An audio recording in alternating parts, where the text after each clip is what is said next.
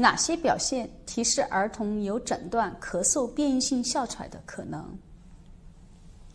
如果自家的孩子咳嗽持续超过了4周，通常也就是1个月，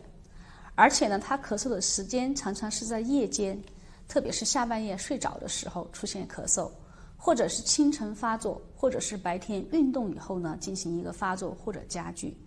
咳嗽呢是以干咳为主，不合并有痰液的发生。家长或者是在医院去就诊以后呢，医生根据经验给予一个抗感染的治疗，给予抗生素治疗以后呢也没有效。那么同时孩子呢也没有发热乏力这样一些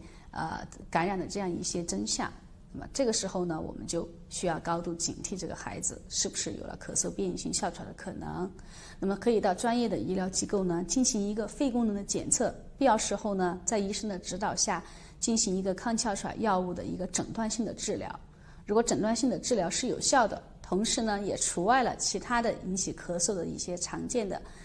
比如我们的结核，比如我们的支气管扩张，或者其他的这样一些常见的病因之后呢，基本